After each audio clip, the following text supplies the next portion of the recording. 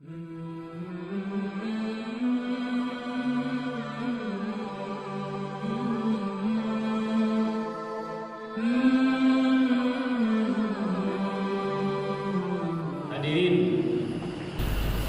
Bapak Ibu jamaah Masjid Raya Selayu rahimakumullah,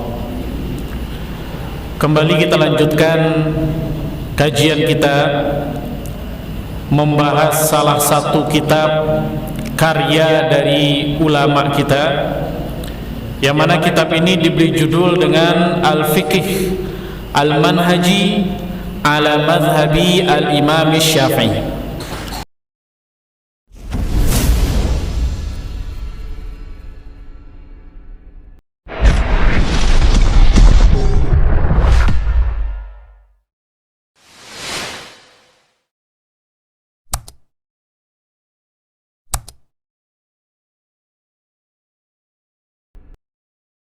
Pada pertemuan kali ini kita akan masuk ke pembahasan baru. Di sini judulnya adalah Sunanul Wudu. Sunnah-sunnah yang kita lakukan ketika berwudu, ya. Sunanul Wudu artinya sunnah-sunnah ketika berwudu. Sekarang pertanyaan kedua, Bapak Ibu hadirin rahimakumullah, apa yang dimaksud dengan sunnah? Ya, kata sunnah ini sering kita dengar. Sekarang pertanyaannya, apa yang dimaksud dengan sunnah? Satu pekerjaan yang dilakukan oleh Nabi itu sunnah, ya. Satu pekerjaan yang dilakukan oleh Nabi itu sunnah. Ada pendapat yang lainnya? Apa yang dimaksud dengan sunnah? Apa itu sunnah, Pak?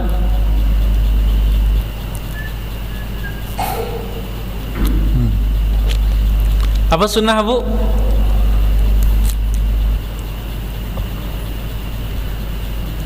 Sunnah. Sering dengar kata sunnah, ya? Nah, sekarang apa arti dari sunnah? Sunnah itu setiap yang dilakukan oleh Nabi, wajib untuk kita amalkan. Nah, ini sebagian mengatakan tadi sunnah itu adalah setiap yang dikerjakan oleh Nabi. Berarti sholat itu sunnah atau enggak? Sholatnya 5 waktu. Nah, tadi bilang sunnah kan Nabi kerjakan. Kalau tadi pengertiannya dibilang sunnah itu setiap yang dikerjakan oleh Nabi. Nabi kerjakan sholat 5 waktu. Berarti sholat 5 waktu itu sunnah, termasuk wajib. Berarti bukan sunnah. Yang semacam ini perlu kita bedakan hadirin rahimakumullah, ya. Pengertian dari kata sunnah ini perlu kita bedakan sesuai dengan tempatnya masing-masing, karena pengertiannya itu berbeda. Kata yang sunnah pada tempat A bisa jadi artinya berbeda dengan tempat B. Jadi jangan salah kaprah, ya. Ketika kita belajar fikih, kemudian dikatakan setiap yang kita lakukan ibadah terus sesuai dengan Nabi, ini yang namanya sunnah. Harus kita tinjau dulu, ya. Sunnah kalau berdasarkan definisi secara fikih, kalau kita membahas fikih, dalam bidang fikih yang dimaksud dengan sunnah itu adalah huwa ma talaba syar'u fi'lahu lakin talaban ghaira jazimin. Sunnah itu adalah setiap perkara yang disyariatkan akan tetapi tidak harus. Kalau bahasa yang sering kita dengar, dikerjakan berpahala, tidak dikerjakan maka tidak mengapa. Tidak ada pula ancamannya, tidak ada pula dosanya.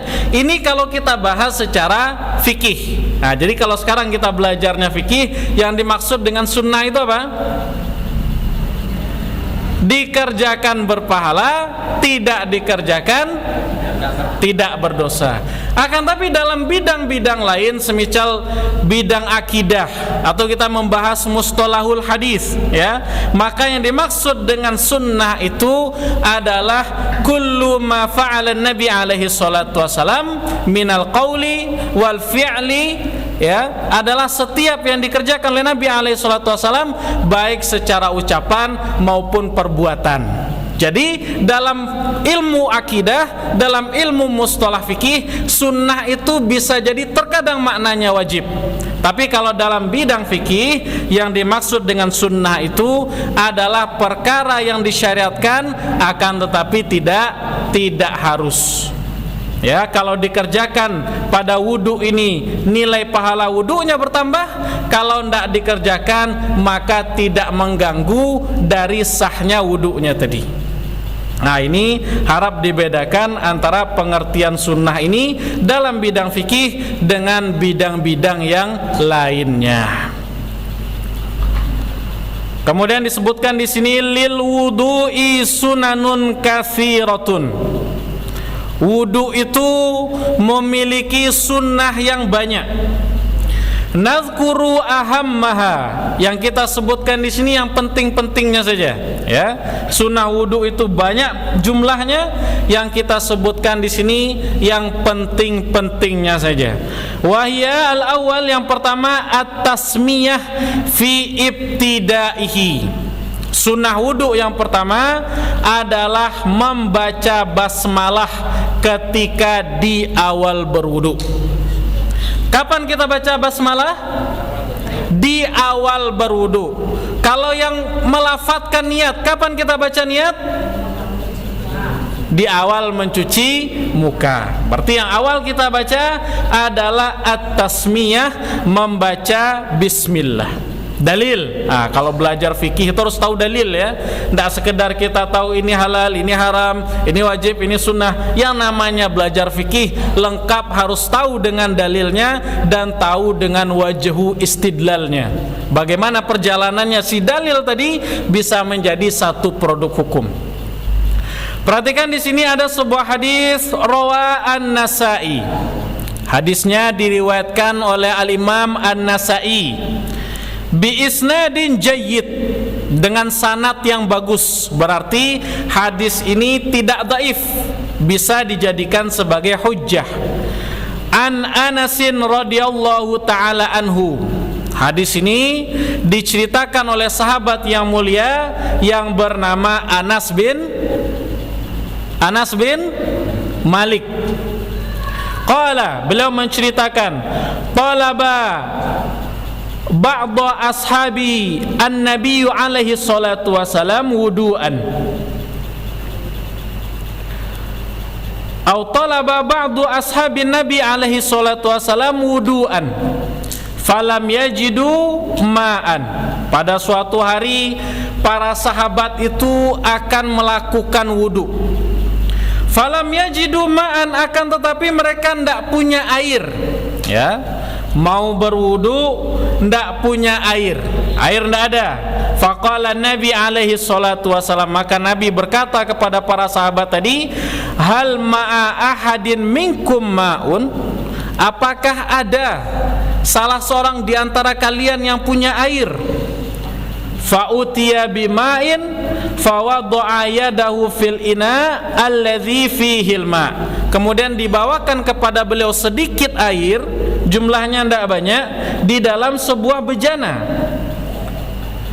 Summa qala, kemudian Nabi mengatakan, tawaddu'u bismillah, berwuduklah kalian dengan mengucapkan bismillah. Ini, ya, ini dasarnya. Kenapa membaca bismillah itu adalah sunnah ketika wudu? Karena Nabi mengatakan dalam hadis riwayat Nasa'i ini, tawaddu'u bismillah, berwuduklah kalian dengan membaca bismillah. Qala Anas, kemudian Anas melanjutkan ceritanya, fara'aitul ma'a yafuru min baini asabi'ihi. Kemudian ini adalah salah satu dari mukjizatnya Nabi alaihi salatu wasalam. Di awal tadi para sahabat ingin berwudu, air tidak ada. Kemudian Nabi minta dibawakan air. Kemudian kata Anas, aku melihat air itu memancar di antara jari jemarinya Nabi alaihi salatu wasalam. Setelah beliau selesai berwudu, Nabi alaihi salatu wasalam, air itu memancar dari sela-sela jari beliau. hatta tawaddu man an akhirihim, sampai berwudu orang terakhir yang ada di kelompok tadi. Berarti semuanya berwudu dengan air yang keluar dari jari jemarinya Nabi alaihi salatu wasalam. Wa kanu nahwan min sab'in, ketika itu mereka jumlahnya kurang lebih sebanyak 70 orang. Masya Allah ya, ini mukjizatnya Nabi alaihi salatu wasalam ya. Ketika memancar air dari jari jemari beliau, maka cukup digunakan berwudu sebanyak kurang lebih 70 orang para sahabat. Maka intinya di sini adalah ucapan Nabi alaihi salatu wasalam, tawaddu bismillah, berwudulah kamu dengan membaca apa? Bismillah. Bapak Ibu hadirin rahimakumullah, kita terbiasa terkadang ya, ada yang berwudunya di rumah. Kalau di rumah wudunya di mana Pak? Di kamar mandi. Ada yang punya keran surang di rumah? Keran terpisah, tidak di dalam kamar mandi? Kebanyakan kita di dalam kamar mandi. Yang bagus itu memang kerannya terpisah ya.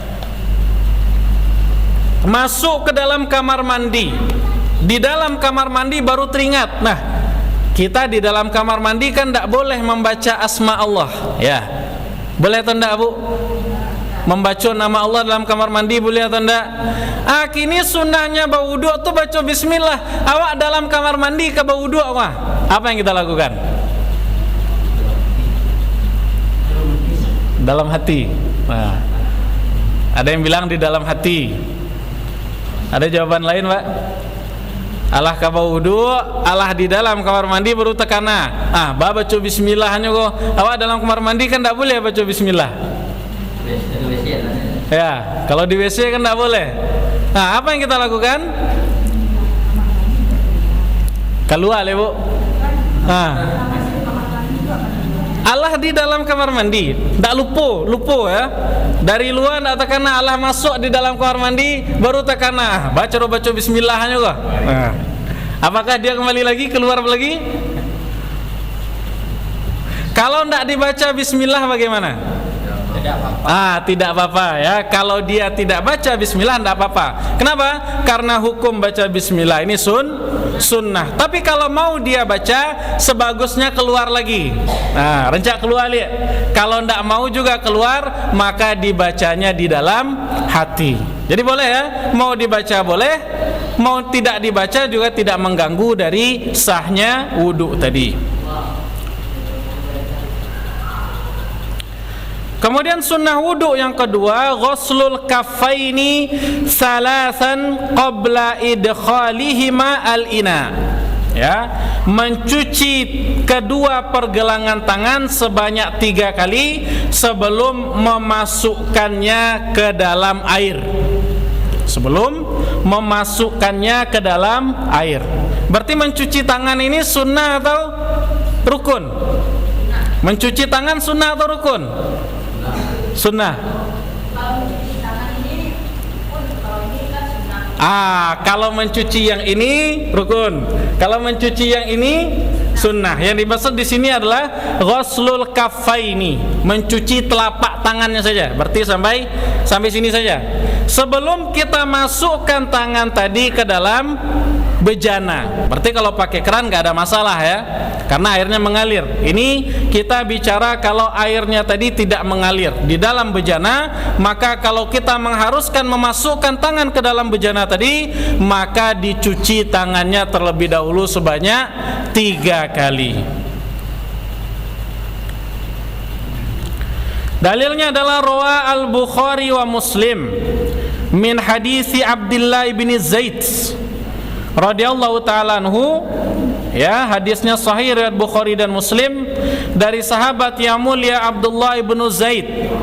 Beliau menceritakan qad su'ila an wudu'in Nabi alaihi salatu wasalam fada'a bi taurin min ma, ya. Seseorang bertanya kepada beliau tentang bagaimana wudu'nya Nabi alaihi salatu wasalam. Fada'a bitaurin min ma'in, maka Nabi meminta untuk dibawakan satu bejana yang berisi air. Fatawaddo'a lahum wudu'an Nabi alaihi salatu wassalam, maka Nabi berwudu untuk memperlihatkan cara wudu kepada mereka. Fa'akfa'a ala yadihi minat tauri, maka dituangkan terlebih dahulu air tadi ke dalam atau ke tangan beliau dari bejana tadi. Faghasala yadaihi salasan, beliau cuci tangan beliau sebanyak 3 kali dari tuangan tadi. Summa adkhala yadahu fil ina, baru beliau masukkan tangan beliau ke dalam bejana. Nah, ini sering terkadang kita lupa ya. Kita misalnya wudu di dalam bak mandi, bukan di dalam pakai bak mandi. Kalau masuk ke dalam kan tidak mungkin. Kita pakai gayung, ya, bak mandi kan besar, kita ambil pakai gayung. Terkadang kebiasaan kita langsung kita masukkan tangan ke gayung tadi, baru kita cuci tangan 3 kali. Ya, ini kurang tepat ya. Sunnahnya tadi apa? Mencuci tangan ketiga kali itu sebelum kita masukkan tangan ke dalam air. Nah, yang sering kita lakukan seperti apa? Ini bak mandi, kita ciduk air dengan gayung, lalu kita masukkan tangan kita, baru cuci tangan 3 kali. Ini keliru. Yang benar apa? Kita tuangkan dulu, ya. Jadi tangan tadi tidak masuk ke dalam gayung, kita tuangkan dulu, kita cuci sebanyak 3 kali, baru kita masukkan tangan ke dalam air tadi. Ya, yang sunnahnya adalah seperti ini. Jadi mencuci tangan 3 kali itu adalah sebelum memasukkan tangan ke dalam air.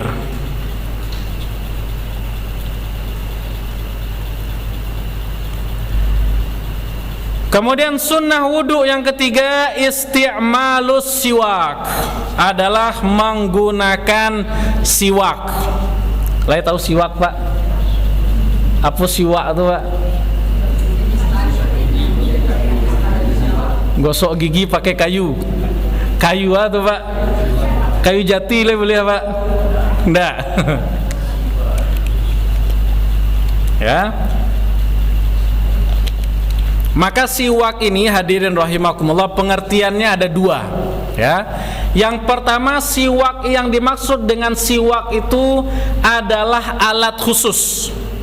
Berarti penggunaan siwak di sini adalah satu benda khusus yang terbuat dari akar atau ranting pohon yang bernama pohon arak, biasanya tumbuh di padang pasir. Nah, ini yang dinamakan dengan siwak. Adapun pengertian yang kedua, siwak itu adalah perbuatan menyikat gigi. Ya, jadi ketika seseorang melakukan sikat gigi, apakah dengan Ciptaden misalnya, boleh nyebut merek ini, Ketua? Boleh. Nah, nanti kena endorse lagi kalau nyebut merek ya. Atau bahkan dengan jari sekalipun, maka ini namanya sudah bersiwak. Jadi siwak itu bisa jadi maknanya itu adalah kayu tadi yang kita sebutkan tadi, atau bisa juga perbuatan kita menyikat gigi. Jadi dengan apapun alatnya, apapun mereknya, pakai pasta atau tidak, pakai odol atau tidak, maka ini namanya juga bersiwak. Minimalnya dengan jari, ya, kita gunakan jari, kita cuci bagian dalam mulut kita dengan jari tadi, ini juga namanya sudah bersiwak. Di dalam sebuah hadis riwayat Bukhari dan Muslim, hadisnya sahih, wa ghairuhuma, dan selainnya, an Abi Hurairah radhiyallahu ta'ala anhu, dari sahabat yang mulia Abu Hurairah, anin Nabi alaihi salatu wasallam, beliau bersabda, laula an asyqa ala ummati la amartuhum bisiwak ma'a kulli wudu. Kalau seandainya tidak memberatkan bagi umatku, maka sudah aku perintahkan mereka untuk bersiwak setiap kali berwudu.